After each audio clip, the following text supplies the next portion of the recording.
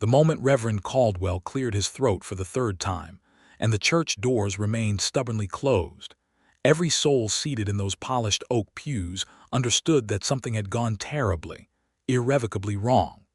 Clara Whitmore stood at the altar of the First Methodist Church of Redemption, Texas, in the summer of 1882, holding a bouquet of wildflowers she had picked herself that very morning because Arthur Hensley had said store-bought arrangements were an unnecessary extravagance. She had agreed then, the way she had agreed to so many things over the course of their 2-year courtship, trimming her opinions down to fit whatever shape Arthur found most convenient. She had been so careful, so accommodating, so certain that her patience would be rewarded with the life she had quietly dreamed about since she was old enough to understand what dreaming meant. The bouquet trembled in her hands, not because she was cold. The Texas summer was absolutely merciless, pressing through the thin walls of the church and settling on every shoulder like a warm, unwelcome blanket. She trembled because she was beginning to understand, with a clarity that felt like ice water poured directly down her spine, that Arthur Hensley was not coming. Reverend Caldwell opened his mouth, then closed it, then opened it again, a fish searching for words that did not exist in any sermon he had ever prepared. The congregation shifted and murmured. Clara heard her mother make a small, wounded sound somewhere in the second pew. She heard old Mrs. Patterson whisper something to her husband that ended with the words, "Just knew it." She heard the creak of the church doors, that familiar sound she had been straining toward for 27 minutes, and for one soaring, desperate second she thought it was him. It was not him. The doors had simply drifted open on a hot wind blowing in from the street, carrying with it the smell of dust and horses, and the particular dry perfume of a Texas summer doing its absolute worst. Through the open doorway, Clara could see the main street of Redemption laid out in harsh afternoon light. She could see the general store with its faded awning. She could see the water trough where 3 horses stood with their long heads dropped in weary patience. She could see, parked in front of the saloon across the street, a lone figure leaning against a post with his hat pulled low, apparently unbothered by the heat and completely unaware that across the street, a woman's entire carefully constructed future was collapsing like a poorly built fence in a hard rain. Reverend Caldwell finally spoke. He said something gentle and meaningless about how sometimes the Lord had a different plan, and Clara did not hear the rest of it because the blood was rushing very loudly through her ears. She was aware that people were standing, that her mother was approaching, that her friend Dorothy was making shushing sounds at the congregation. She was aware that her face was doing something she could not control, that the muscles around her eyes and mouth had stopped responding to her instructions. She walked down the aisle because remaining at that altar for one more second was simply not possible. She walked with her chin up and her shoulders straight because she was 22 years old and she had done absolutely nothing wrong, and she would not give Redemption, Texas, the satisfaction of seeing her fold. She kept her eyes fixed on the rectangle of hot sunlight at the end of the aisle, on the open doors and the street beyond, and she walked toward them the way a person walks toward the only exit in a burning room. She pushed through the doors and stepped out onto the church steps, and the sun hit her full in the face and she stopped. She did not know where to go. That was the cruelest part of it, she thought. She had given so much of the last 2 years to the project of becoming Arthur Hensley's wife that she had not spent much time considering what Clara Whitmore wanted when she was just Clara Whitmore, standing alone on a church step in her wedding dress with nowhere to be. Behind her, she could hear the congregation beginning to filter out, the low, urgent murmur of people organizing themselves around the spectacle of her disaster. In approximately 30 seconds, someone was going to reach her and say something kind that would destroy her completely, and she needed to not be standing on these steps when that happened. She stepped down onto the street.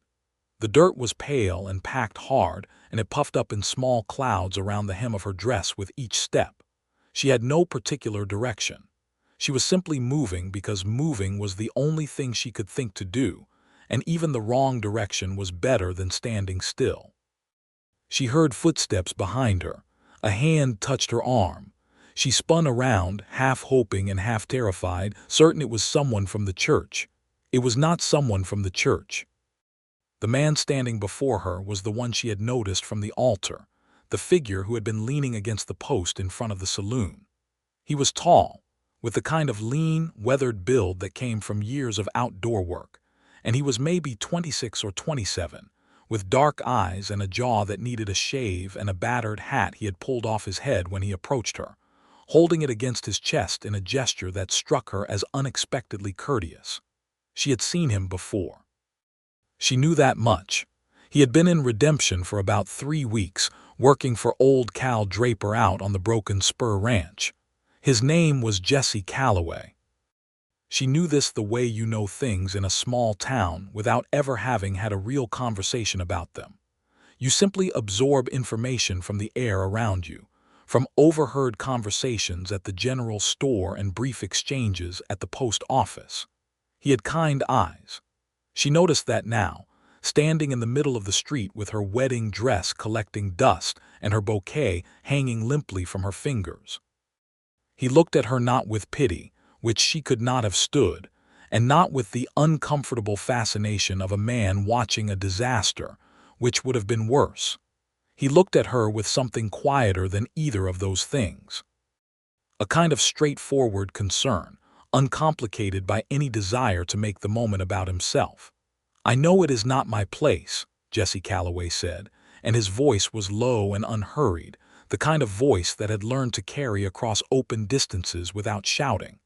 "And I know you do not know me well enough for this to mean very much, but you look like you could use a reason not to stand still right now." Clara looked at him. She was aware that her mother had just reached the church doors above them and was calling her name. She was aware that people were watching. "Walk with me," he said simply. It was not a grand gesture. It was not a declaration or a rescue or any of the things that people would later embroider into the story when they told it to their children. It was just 2 words offered quietly by a person who seemed to understand, with some instinct she could not explain, exactly what she needed in that specific moment. She took a step forward. He fell into pace beside her, not too close, his hat still in his hand, and they walked down the main street of Redemption, Texas, together, while behind them the entire town watched and speculated, and her mother called her name twice more before her friend, Dorothy, apparently convinced her to wait. They walked past the general store and past the blacksmith, and past the post office, and past the millinery with its cheerful window display that Clara had admired last Tuesday while she was still a woman with a wedding 3 days away. They walked to the edge of town, where the buildings gave way to open scrubland, and the road turned into 2 pale tracks through the brush. Jesse did not speak. He simply walked beside her, matching her pace, giving her the thing she had not been able to ask for, which was company that did not require anything of her. After a while, when the church and its spectators were a good 1/4 mile behind them, and the only sound was wind through the mesquite and the distant suggestion of birdsong, Clara stopped walking. She looked down at the bouquet in her hand. The wildflowers she had picked that morning, the ones she had chosen herself because they were hers in a way that a florist's arrangement would not have been. She had been so pleased with them this morning. She had woken before dawn and gone out to the edge of the creek where the Indian paintbrush grew, and she had gathered them by the light of a slowly brightening sky, thinking all the while about what came next. She dropped the bouquet. It fell into the dust of the road, and she looked at it lying there for a moment, and then she sat down right where she was, on a flat rock at the side of the road, in her wedding dress, and she pressed her hands over her face and she cried. She did not cry prettily or quietly. She cried the way a person cries when they have been holding themselves together through sheer force of will for too long, and the will has finally given out completely. It was ugly and thorough, and she did not try to stop it. Jesse Calloway sat down on a nearby rock, not beside her exactly, but close enough to be present. He did not pat her shoulder or say soothing things. He did not tell her it would be all right. He simply sat there, turning his hat slowly in his hands, giving her the space to fall apart without making it strange. When the crying finally exhausted itself, Clara lowered her hands and looked out at the scrubland spreading away from them in every direction, golden and stubborn in the afternoon heat. "I do not even know," she said, and her voice came out rougher than she intended, "if I am crying because I loved him, or because I am ashamed, or because I am angry, or because I wasted 2 years." "Could be all of them at once," Jesse said. "That is not particularly comforting." "No," he agreed. "I do not suppose it is." She looked at him sideways. He was watching the horizon with the patient attention of a man accustomed to reading distance, and there was something in his profile, some quality of stillness, that she found unexpectedly steadying. "Why did you follow me?" she asked. He considered the question with more genuine care than she expected. "You walked out of that church," he said slowly, "like a person walking off the edge of something. I thought maybe you should not be alone at the edge of something. You do not know me." "No," he said. "But I know what alone looks like." She did not have a response to that, so she said nothing, and they sat together in the hot afternoon while the shadows of the mesquite shifted slowly across the pale ground.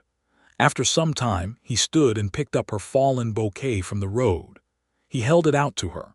Most of the flowers had survived the fall with only moderate damage, a few bent stems and scattered petals, but the rough shape of the thing was intact. She took it. Not because she wanted a wedding bouquet anymore, but because she had gathered those flowers herself this morning and they were hers. "I should probably go back," she said. "Probably," he agreed. "My mother is going to be very worried." "I expect so. And the whole town is going to talk about this for the next several years." "That seems likely," he said.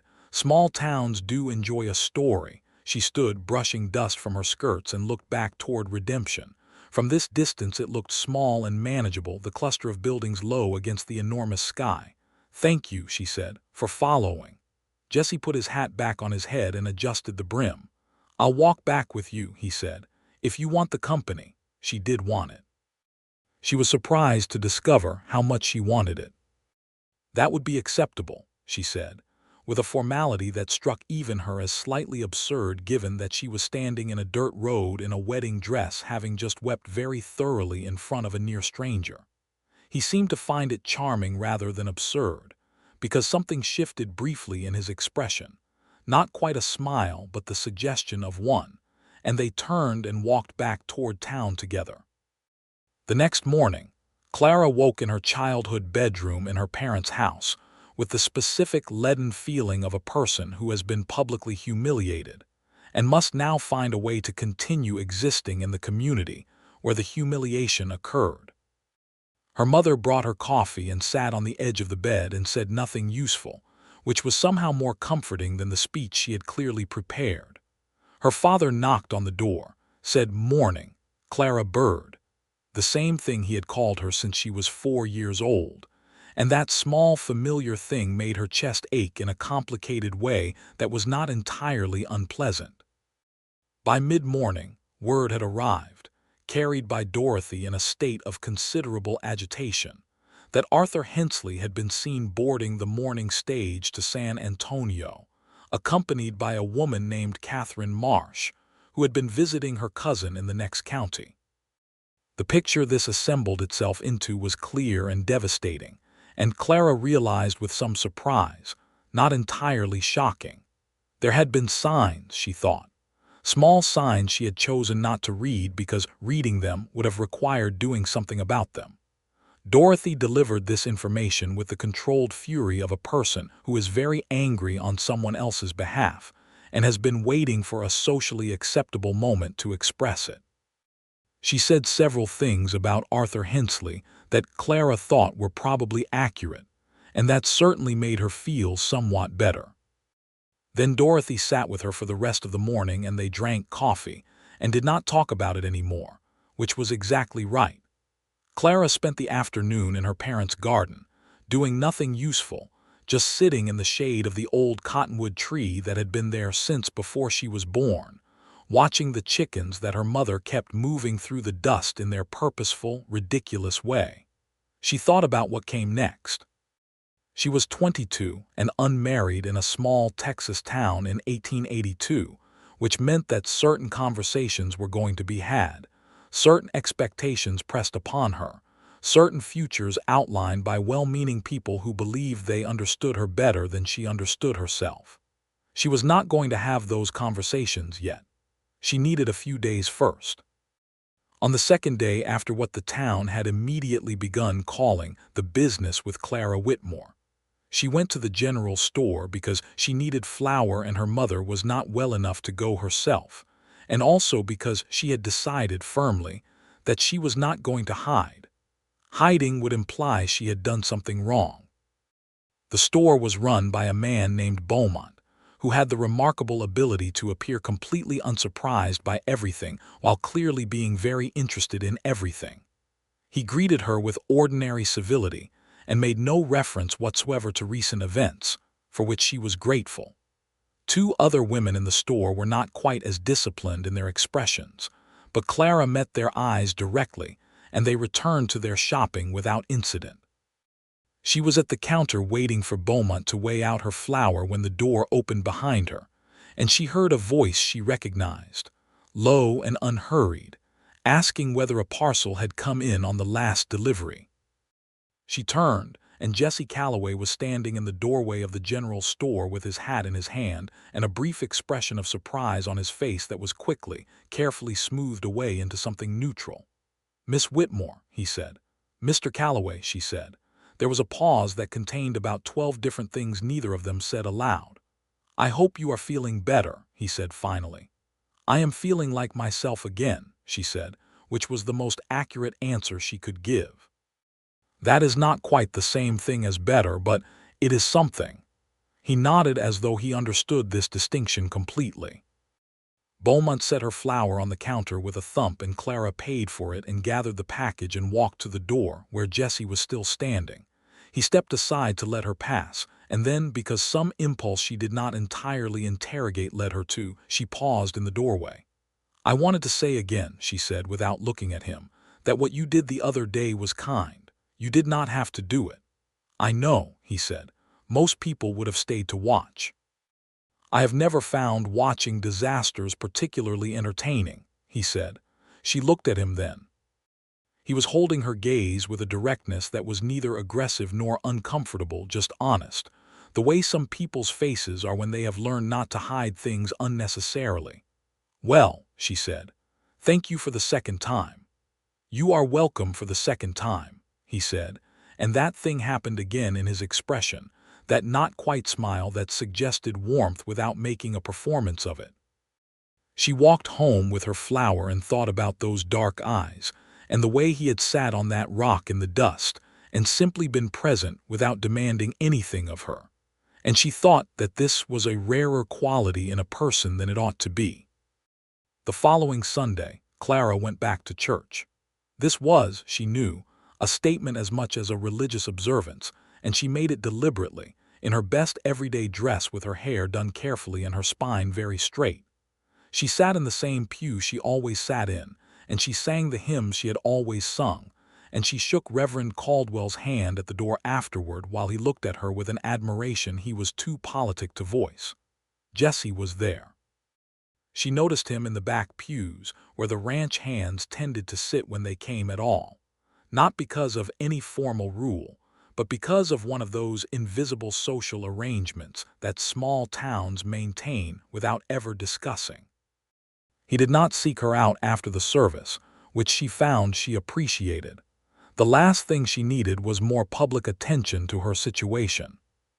But the week after that, she found herself walking past the broken Spurs fence line on a Tuesday afternoon for no particular reason she could name, and Jesse was there repairing a section of fence that had apparently been damaged in a recent storm, and he looked up and saw her and said, "Afternoon, Miss Whitmore," and she said, "Afternoon, Mr. Calloway," and stopped walking.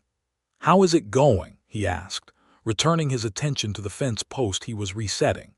"Slowly," she said. "The fence or life in general? Both, I imagine." He worked for a moment in silence.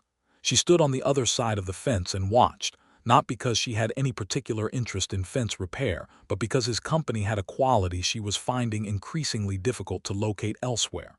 There was no performance in him. He did not try to manage her feelings or tell her what to think.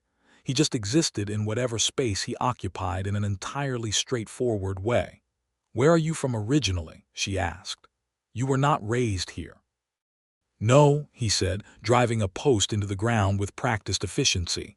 "I am from the hill country, small town called Fredericksburg. My father had a cattle operation there, but he sold it about 4 years ago after my mother passed, and there was not much to keep us."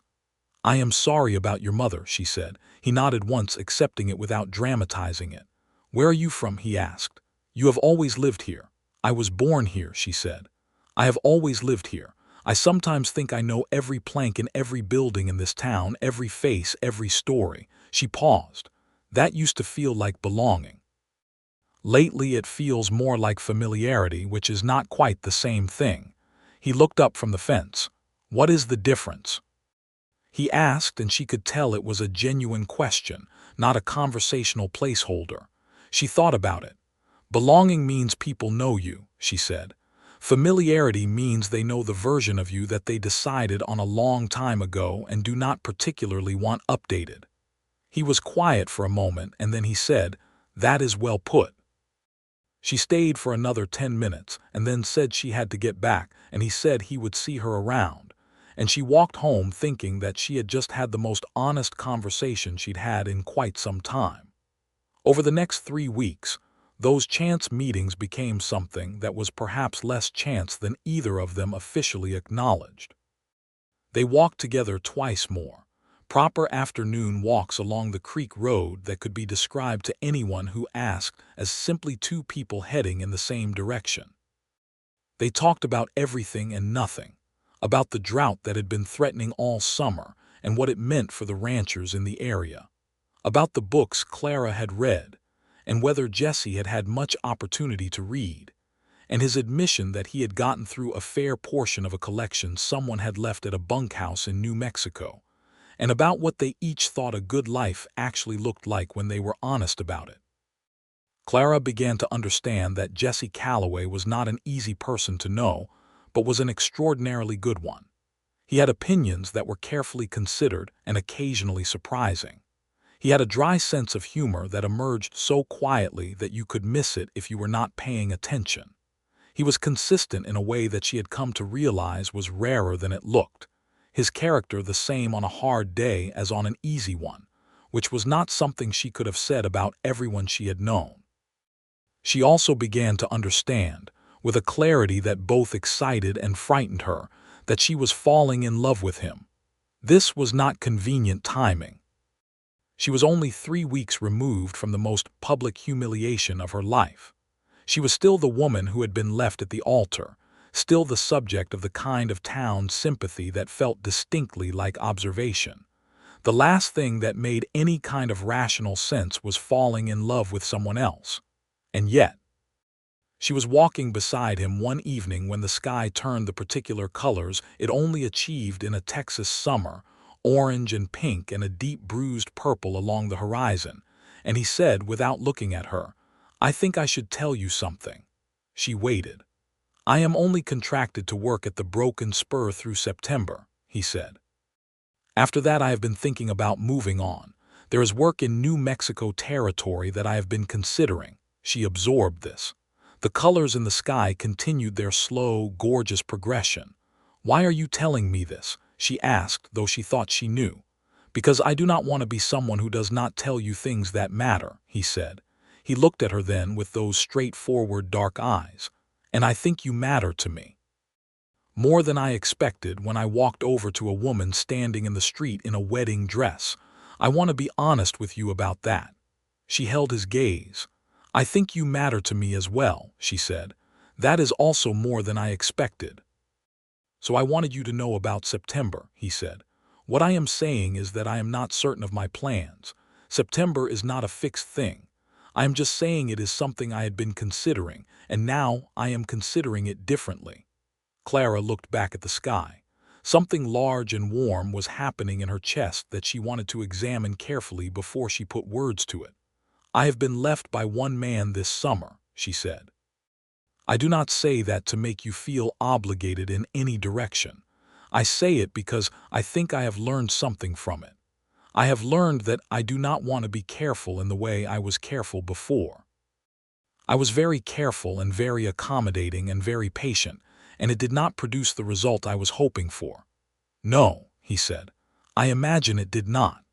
What I mean is," she said, "that I do not want to pretend I do not feel what I feel because it is early or because people will talk or because I have not earned it yet or whatever the appropriate waiting period is supposed to be. I would rather be honest." He turned toward her then, and she turned toward him, and they stood there in the evening light with the sky doing extraordinary things above them, and he reached out and took her hand with the same unhurried directness that characterized everything he did, and held it and said, "I would rather be honest too." They stood that way until the colors faded out of the sky and the first stars appeared, and then he walked her home and tipped his hat at her door, and she went inside and sat in the kitchen in the dark for a while, holding the feeling of his hand in hers in her memory like something she was not ready to put down. Her mother noticed the change in her. Mothers always do. She did not say anything for several days, which was its own form of commentary, and then one morning over breakfast she said, "Clara, I understand that Jesse Calloway has been very kind to you." "He has," Clara said. "He seems like a decent young man," her mother said very carefully. "He is," Clara said. Her mother set down her coffee cup and looked at her daughter with the particular focused attention that mothers deploy when they are about to say something they have rehearsed. "I do not want you to rush into anything," she said. "After what happened with Arthur, I do not want you to mistake gratitude for something else." Clara considered this for a moment. "I do not think I am mistaking anything," she said. "I think I am seeing something clearly." Her mother looked at her for a long moment and then picked up her coffee again. "All right," she said simply, which was, from her mother, a form of blessing. Clara's father was more direct about it. He caught her on the porch one evening and said, without preamble, "I hear you have been spending time with that Calloway fellow from the Broken Spur." "I have," she said. "Cal Draper says he is one of the best hands he has had in 15 years, her father said.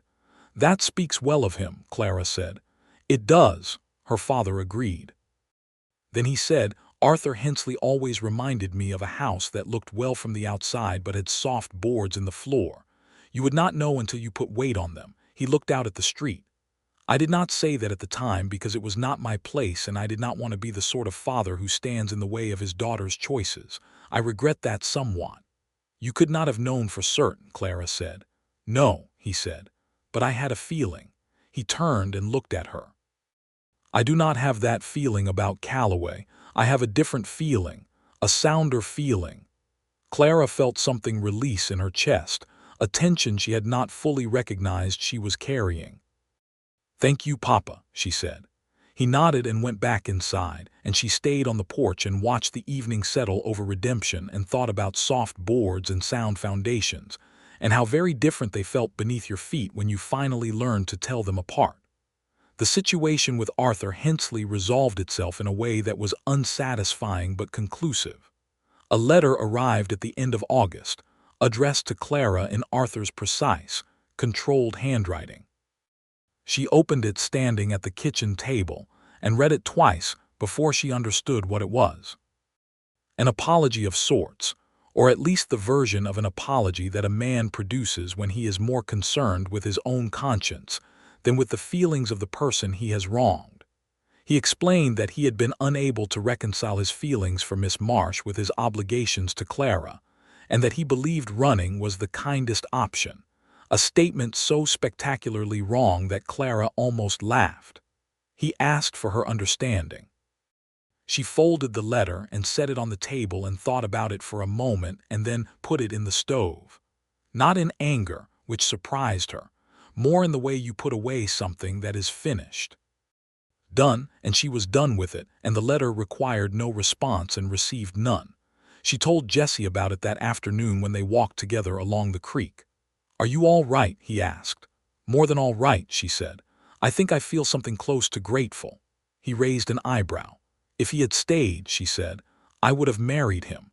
I would have been very careful and very accommodating, and I would have spent the next 40 years not understanding why I felt so quietly hollow inside. She paused. I think sometimes terrible things that happen to us are actually worse things being prevented, and we just cannot see the shape of the prevention until later. Jesse was quiet for a moment, and she could tell he was thinking about it genuinely rather than just waiting to agree. That requires a particular kind of faith, he said, to look at something that hurt you and decide to be grateful for it. It does, she agreed. I do not know if I could have done it a month ago. I am not sure I can do it fully yet, but I am trying. He looked at her with something in his expression that she was beginning to be able to read, a particular quality of attention that he reserved for moments he found significant. You are remarkable, he said, plainly, without decoration. She felt color rise in her face. I am ordinary, she said. You are the least ordinary person I have met in a very long time, he said. And I mean that as a straightforward observation, not a compliment designed to produce a specific result. She laughed, which surprised her, and he smiled, which was something he did rarely enough that it still had the power to completely rearrange the quality of the air around them. In early September, Cal Draper offered Jesse an extended contract through the end of the year and into the following spring, and Jesse accepted it. He told Clara about this in the same direct way he had told her about the possibility of leaving, because he had apparently decided early on that she was someone worth being direct with.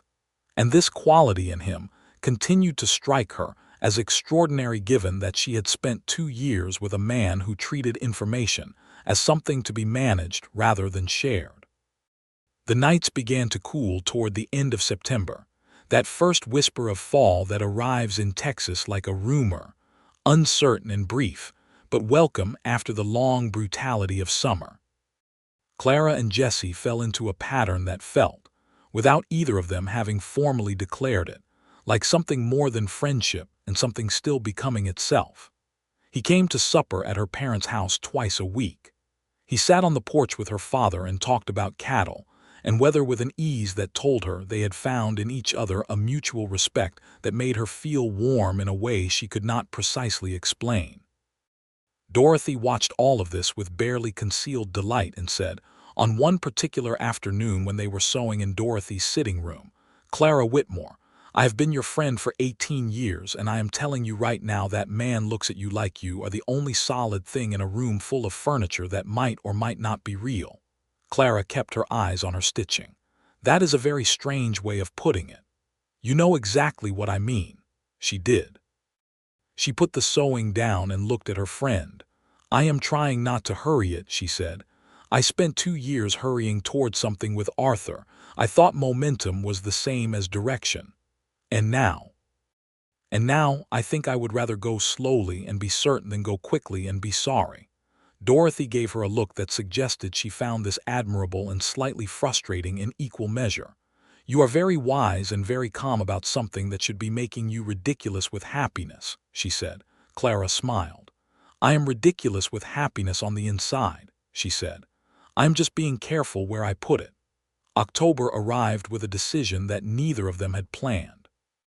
They had been walking together on a Saturday afternoon, out past the edge of town to the place by the creek where a large old cottonwood had fallen in a storm some years before and made a natural bench of sorts, a place they had come to think of as their particular place without ever calling it that.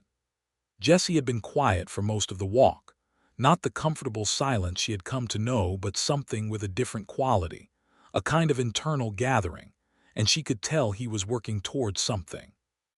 She sat down on the fallen cottonwood and waited. He did not sit. He stood a little way off, looking at the creek running clear and low in the dry fall, and he turned his hat in his hands the same way he had that first day on the rock in the road, and she found herself thinking that some gestures belong to certain people so completely that they become part of how you know them. I have been thinking, he said. I know, she said. He turned and looked at her. How do you know? Because you have been quiet in a specific way for about 40 minutes, she said.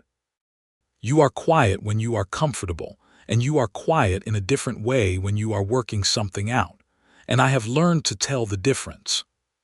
Something moved across his face, something that looked very much like wonder. "That," he said, "is the kind of thing that makes what I am about to say feel considerably less frightening."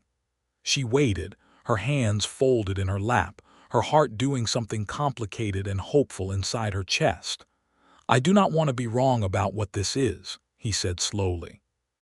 "I have been wrong about things before, though not things that mattered this much, and I have been trying to make absolutely certain of what I am feeling before I said it." He met her eyes across the small clearing. "But I am certain. I am more certain than I have been about most things in my life." "Jesse," she said quietly. "I love you," he said. "I know it is early by most people's measure. I know the circumstances are complicated, and I know that you have reason to be careful with your heart right now. And I am not saying this to ask anything of you or to put pressure on any kind of decision. I am saying it because I made a promise to myself to be honest with you, and this is the most important honest thing I have." She was on her feet before she had consciously decided to stand, crossing the small distance between them, and she took his face in both her hands the way she might take hold of something she was afraid would move before she could reach it, and she said, "I love you too." I have been working up to saying it for about 3 weeks, and I kept thinking it was too soon and I was being foolish. And then I decided that I would rather be foolish about something real than sensible about something hollow. His hands came up to cover hers where they rested against his jaw, and he looked at her with an expression she had not seen on his face before. An openness that she understood was not something he showed everyone, and it made her feel trusted in a way that was even better than being loved. He kissed her then, there by the creek with the cottonwood fallen and the water running and the October sky a deep clean blue above them, and it was unhurried and certain and entirely right. They walked back to town holding hands, which was a declaration of its own in a place like Redemption where everyone's attention was constantly available, and Clara held her chin at the same angle she had on that first day walking out of the church, but for entirely different reasons. Dorothy saw them from her porch and pressed her hand over her heart in a gesture of theatrical satisfaction that made Clara laugh so hard she had to stop walking. November brought the first serious cold and the approach of Thanksgiving, and Jessie asked Clara's father for permission to court her formally, which her father granted with a directness and warmth that Jessie told her afterward he had not expected, and that had meant more to him than he was entirely comfortable admitting. They were properly courting now, which in practical terms meant very little had changed except that everything had been acknowledged, and what had been acknowledged felt like something built on solid ground rather than something existing in the uncertain space of the unsaid. They had Sunday dinners together at her parents' house and Saturday afternoons that belonged entirely to them. And in the evenings sometimes, he would sit on the porch with her after dark and they would talk about the kinds of things that people who are falling deeper in love talk about.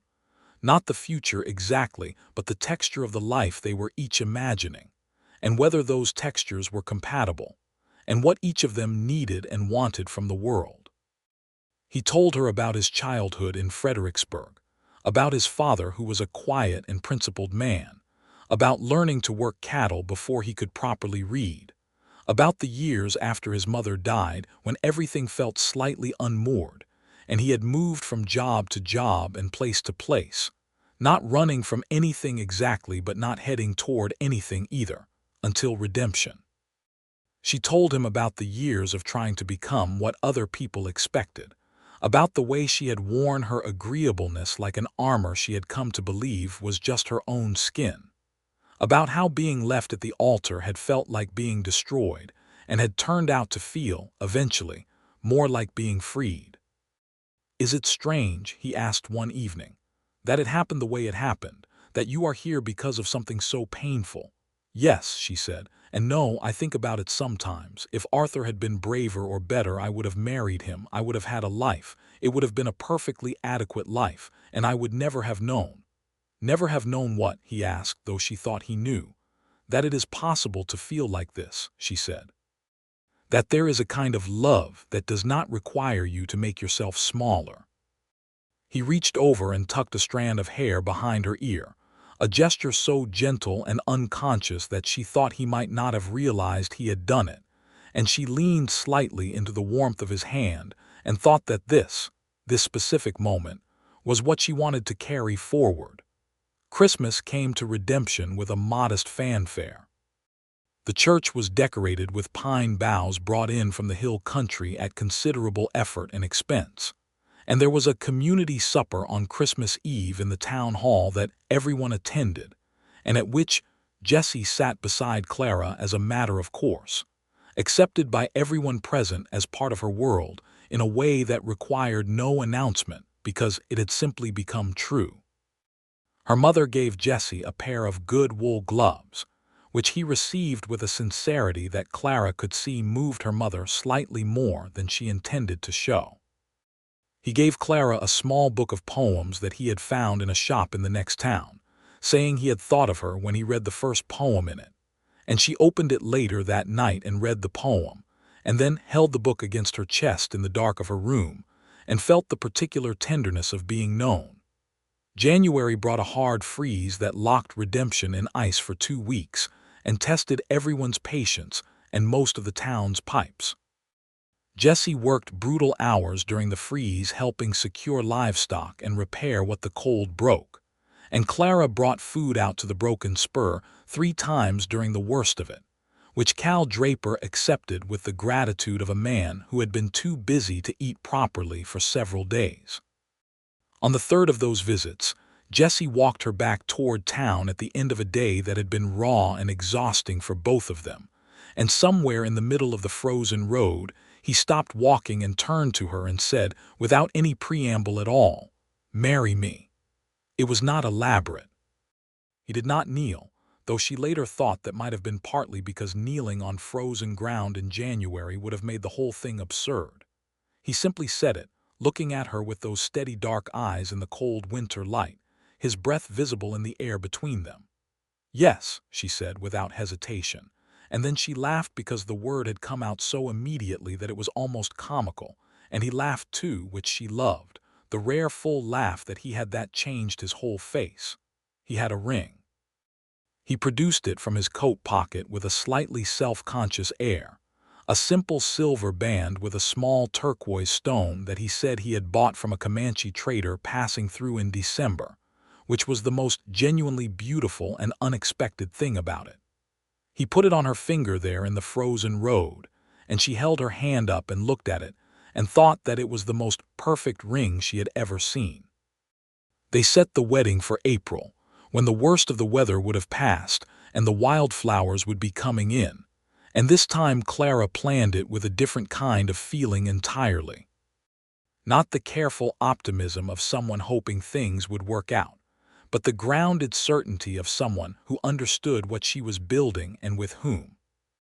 The weeks between the engagement and the wedding were full of the particular business that weddings require: conversations with Reverend Caldwell, arrangements with the women of the church who handled the reception, the production of a dress that Clara and her mother worked on together in the evenings with a companionship she had not expected the process to produce.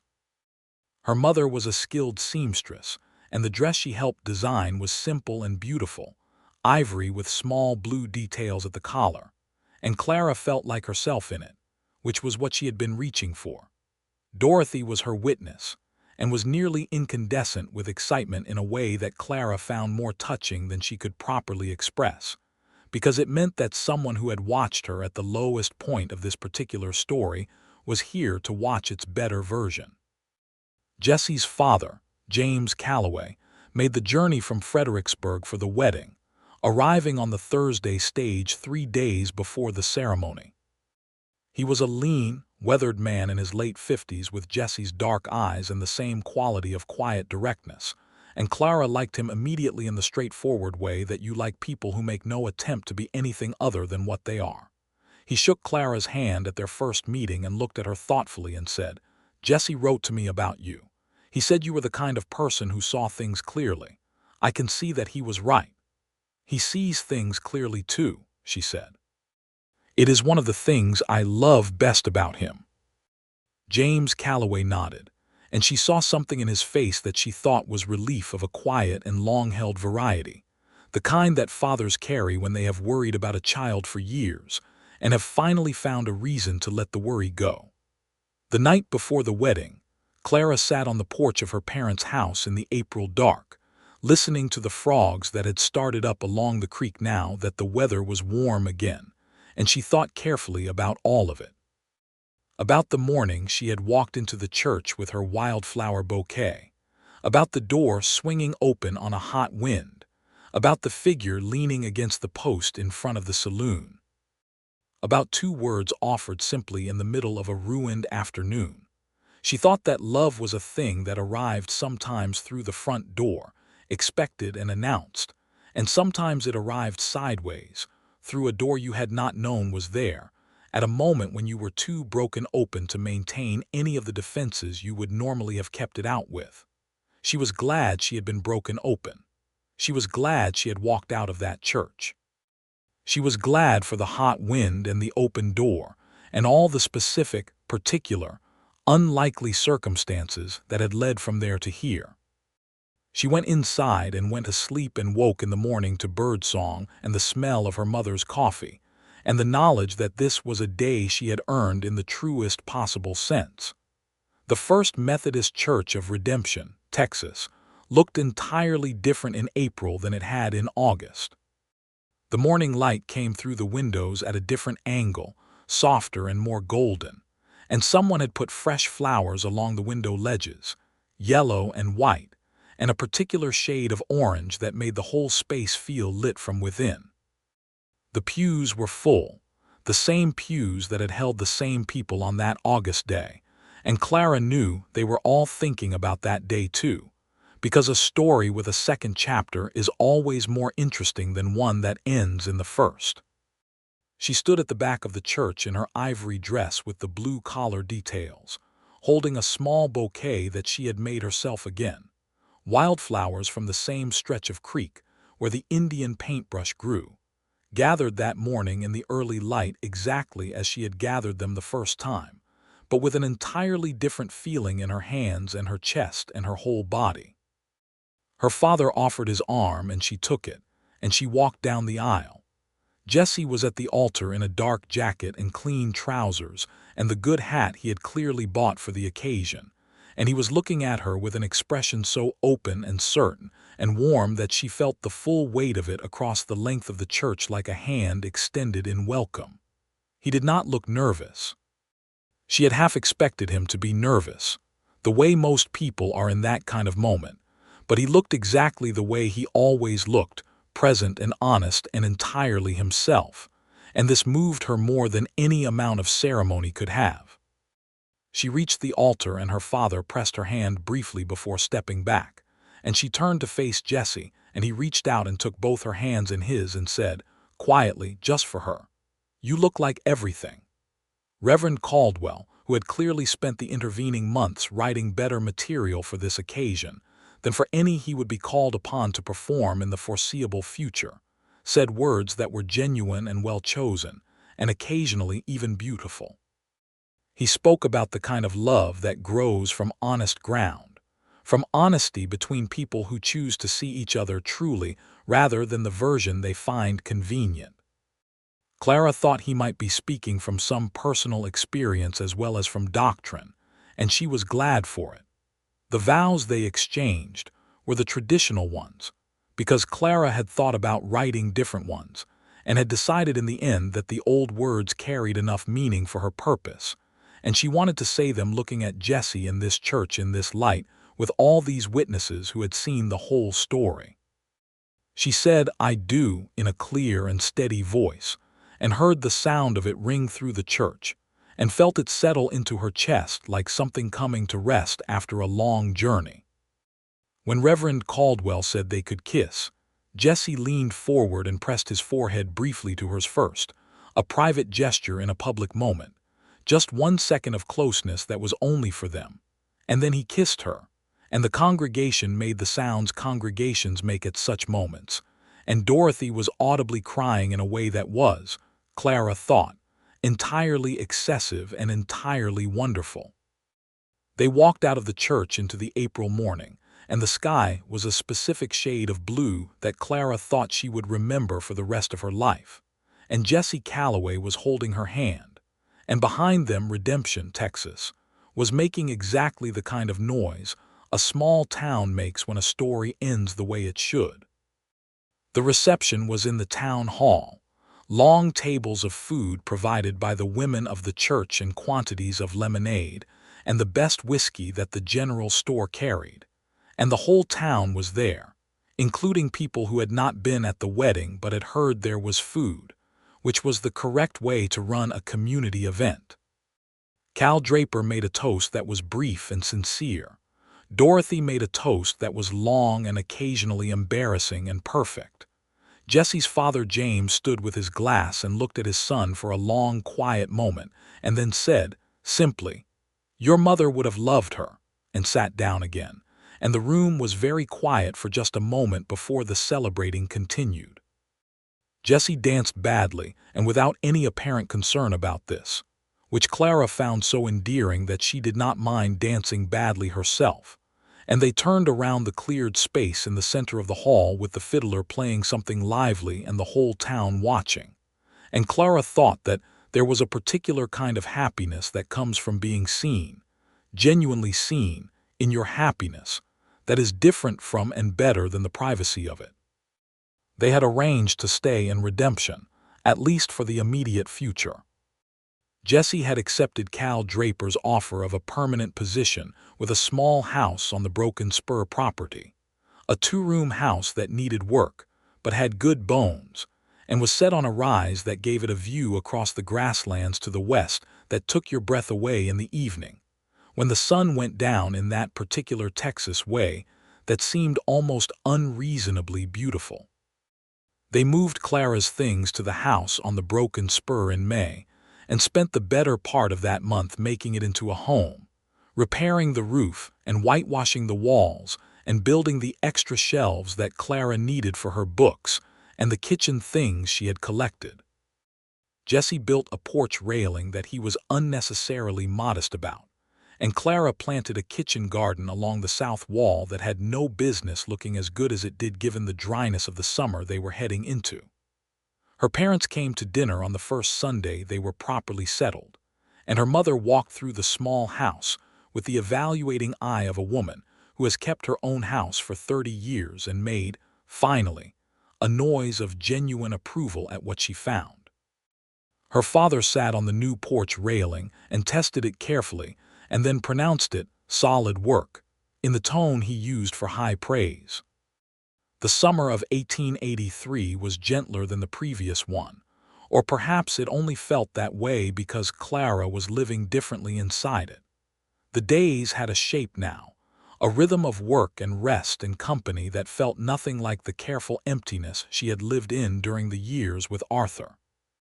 She helped with the ranch books, a task Cal Draper had been doing himself with considerable difficulty, and discovered that she had a talent for it, for the orderly satisfaction of numbers that balanced and records that told a clear story. Cal Draper said, after approximately 3 weeks of watching her work, "Jesse, your wife is better at this than I am, and I have been ranching for 30 years." He said this in the tone of a man making an observation rather than a complaint, and Jesse said, "Yes, sir, I know," with the particular expression of a man who is quietly and thoroughly proud. In the fall, they discovered they were expecting a baby, and Clara sat with this information for a morning before she told Jesse, not because she was uncertain about sharing it, but because she wanted 1 hour of holding it herself first, knowing it privately before it belonged to the world.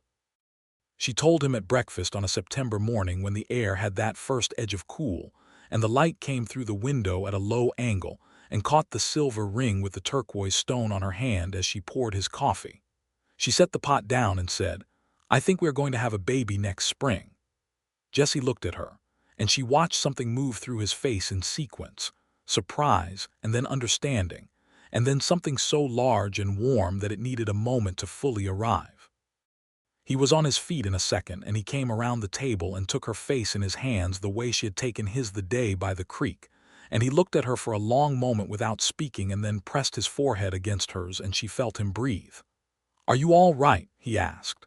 "I am more than all right," she said, which had become something of a phrase between them, the answer to a particular question that carried more than the words themselves. "Good," he said. "That is good." He held her face in his hands and looked at her with those honest dark eyes. "I did not know I wanted this," he said, "until right now, which seems like the wrong order, but I think that is how it is sometimes." "I think it is," she said. James Calloway made the journey from Fredericksburg again when the letter arrived, and Clara's mother began a series of preparations that involved considerable fabric and considerable opinion about the proper way to prepare for a baby, and Dorothy declared herself available for any and all purposes related to the coming event, a declaration she made with a seriousness that suggested she had been waiting for this particular opportunity for some time. The winter of 1883 into 1884 passed with the comfortable purposefulness of a household that has something to prepare for.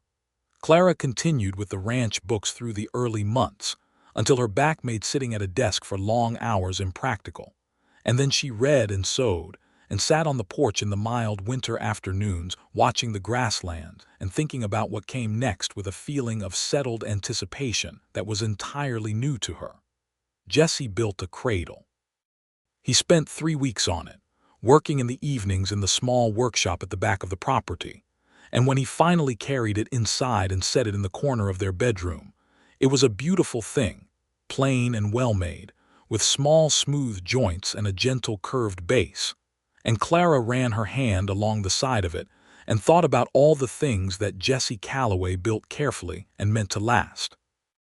On a Tuesday in March 1884, with the Texas spring arriving in its characteristic rush of warmth and wildflowers and enthusiastic wind, their son was born. Dr.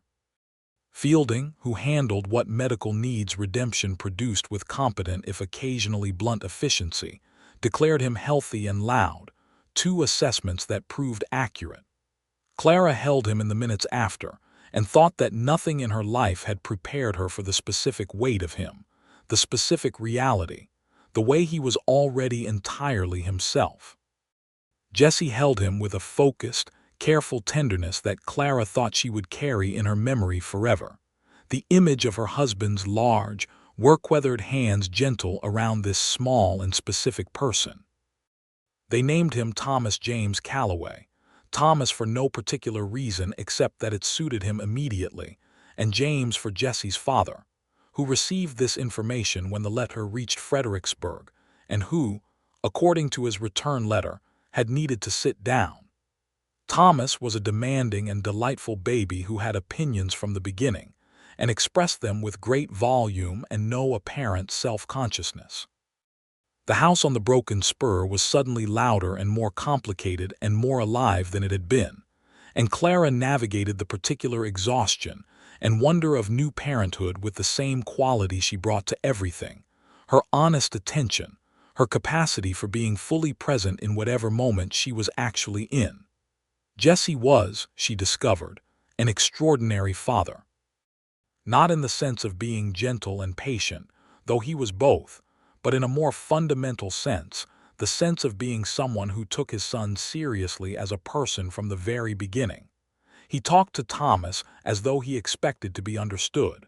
He explained things to him.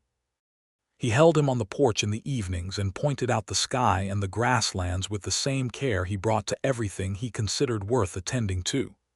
Cal Draper, who had no children of his own and had reached an age where he had made his peace with this, watched all of this from a comfortable distance and said to Jesse one morning, "You are going to raise a good man," and Jesse said, "We are going to try," which was the correct answer.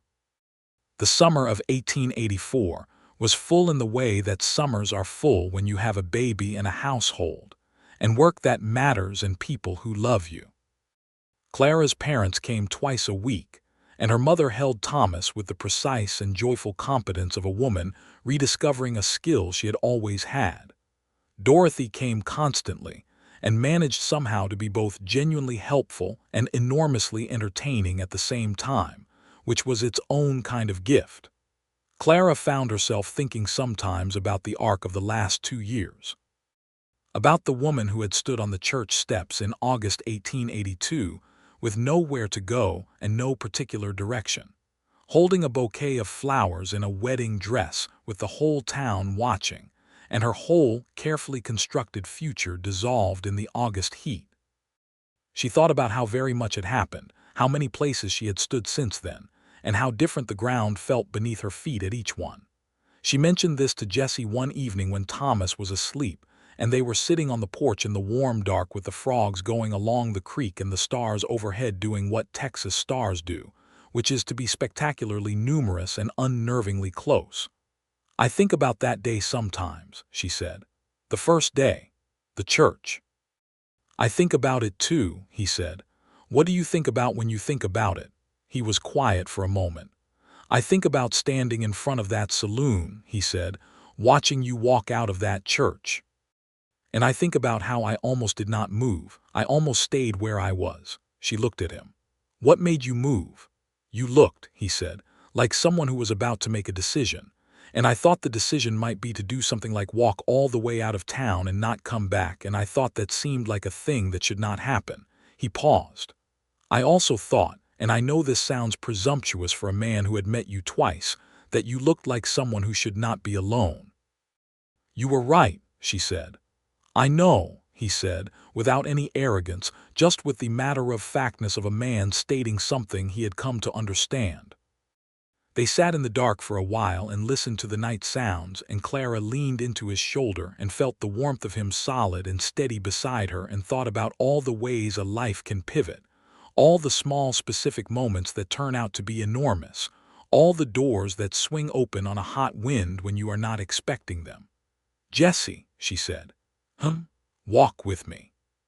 He turned and looked at her, and she could see in the faint light the expression on his face, the recognition of it, the tenderness it brought. He stood up and held out his hand. She took it, and they stepped off the porch and walked out into the warm Texas dark together, down the slight slope of the rise that the house was built on, out toward the grasslands that stretched away silver and whispering under the late summer stars.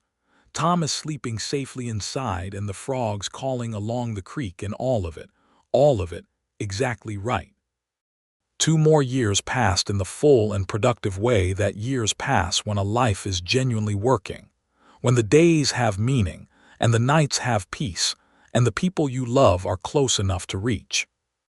Jesse was made foreman of the Broken Spur in the spring of 1885, a promotion that Cal Draper announced over dinner at Clara's parents' house, with a casualness that suggested he had been thinking about it for considerably longer than the announcement implied.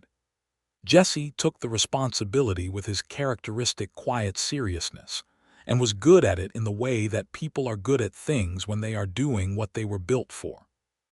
Clara continued managing the ranch's books and correspondence, and had, by 1885, taken on similar work for 2 other ranching operations in the area, because word travels in small communities, and the word about Clara Calloway's facility with numbers had traveled efficiently.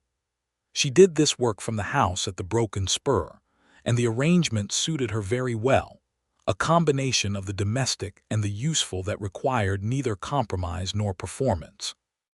Thomas walked at 10 months and talked at 14, at which point he had a great deal to say about a great many things, and said all of it with considerable energy.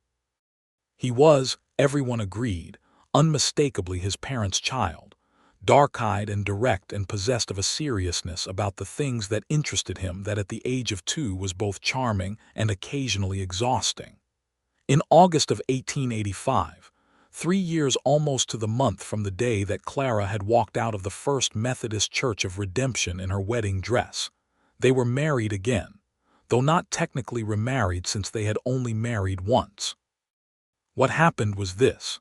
On a Sunday afternoon in August, Reverend Caldwell was officiating at a small gathering in the church garden, a celebration of the church's founding anniversary, and he said something in his opening remarks about how the things worth building take time and require the right materials.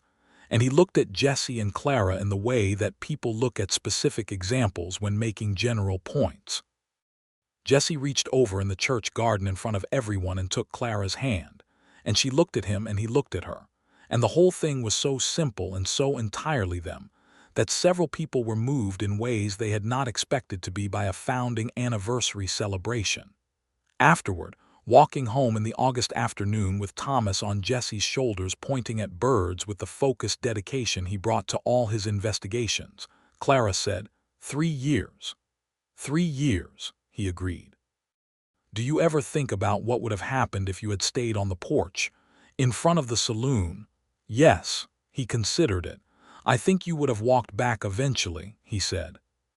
You are not someone who stays lost, but everything would have been different. Everything would have been different, he agreed. He reached up and steadied Thomas, who had decided to lean dramatically sideways to better observe a bird in a nearby tree. I am glad I did not stay on the porch. I am extremely glad you did not stay on the porch, she said. They walked home in the August afternoon, in the same heat and the same dust that had been there 3 years ago, but with Thomas on Jesse's shoulders narrating the birds and the trees and the various rocks he found interesting, and the house visible on its rise ahead of them, and all the solid, warm, specific weight of the life they had built together moving with them step by step down the familiar road. The following spring, Clara told Jesse she was expecting again, this time in the morning before breakfast, sitting at the kitchen table with her coffee, and this time he did not need to come around the table. He simply reached across it and covered her hand with his and looked at her with those dark eyes that she had learned to read like her own thinking. How are you feeling? He asked. Hopeful, she said. Extremely, specifically hopeful. He squeezed her hand. That is the right answer, he said. Their daughter arrived in October 1886, which seemed appropriate to Clara, an autumn baby in the year that everything had finally settled into the shape she had always been reaching toward without knowing its exact dimensions. They named her Margaret Rose, Margaret for Clara's mother, who received this news and immediately had to leave the room for approximately 10 minutes before she could speak normally again, and Rose because it was a small pretty word, and the baby was a small pretty person who arrived with a quantity of dark hair and the focused expression of someone who had a great deal to do and intended to get started. Thomas regarded his sister with the considered attention he brought to all new phenomena, examined her from a safe distance for approximately 2 days, and then announced that she was all right and he would help look after her, which he subsequently did with a seriousness of purpose that struck Clara as one of the most endearing things she had ever witnessed. James Calloway came from Fredericksburg again and held his granddaughter with the practiced ease of a man who had been waiting for another opportunity to do exactly this. And he sat in the rocking chair on the porch of the broken spur house with Margaret in his arms and looked out at the grasslands and said nothing for a long time. And Clara thought that silence could be one of the most eloquent things in the world when a person had learned to use it correctly.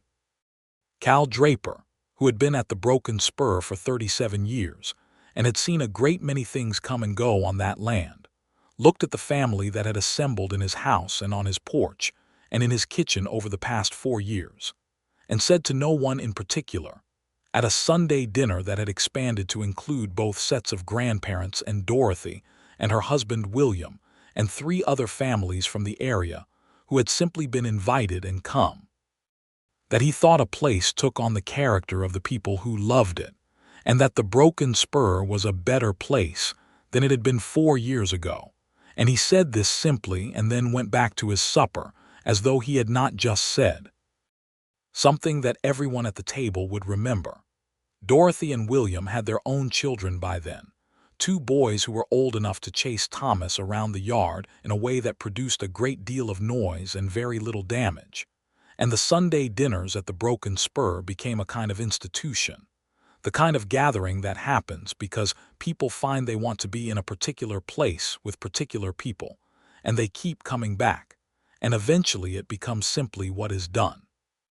On a morning in November 1886, when Margaret was 6 weeks old and Thomas was 2.5, and was currently explaining something about horses to his grandfather in the yard with great earnestness, Clara stood at the kitchen window with her coffee and looked at all of it, the yard and the grasslands and the low morning light picking out the gold in the dry grass, and Jesse coming in from the barn with his coat on against the November cold, and his hat at the angle it always sat at. The particular angle of a man who does not adjust himself for anyone's expectation. And she thought about the woman who had stood at an altar on an August morning with a bouquet trembling in her hands. She thought you were not being destroyed, you were being found. And she thought every single step from there to here, even the terrible ones, was a step in this direction, toward this window, this coffee, this cold November morning, this man coming across the yard toward the door, these children, this specific and hard one and entirely, completely right life. Jesse came through the door and stamped the cold off his boots and looked up and saw her at the window with her coffee and said, "Morning, morning," she said. He came and stood beside her and looked out at what she was looking at, his father in the yard with Thomas, the wide pale sky, the grasslands running away to the horizon in the November light. "What are you thinking about?" he asked. "Everything," she said. "All of it." He put his arm around her, and she leaned into him, and they stood at the window together in the warm kitchen with the cold outside and the children in the yard, and the whole enormous, specific, particular story of it accumulated around them like something that had taken a long time to build and had been built to last. "Walk with me later," she said, the way she had taken to saying it, their phrase, the two words that had started everything and now meant everything. "Always," he said. And outside the window, Thomas's voice carried clearly through the cold air as he explained something important to his grandfather. And Margaret made a sound from her cradle in the other room that suggested she was waking up with opinions. And the grasslands caught the November light and held it. And Redemption, Texas, went about its day in the particular ordinary and extraordinary way that small places do when people inside them are living their whole true lives. Clara Calloway set down her coffee cup and turned to face her husband, and he was looking at her with those dark and honest eyes, the same eyes she had first noticed from the altar of a church on the worst day of her previous life. And she thought that love was a thing that asked you to be brave and then gave you every reason to be glad you were. She had been brave. She was glad. All the rest of it, every ordinary and extraordinary day that followed, was exactly the proof.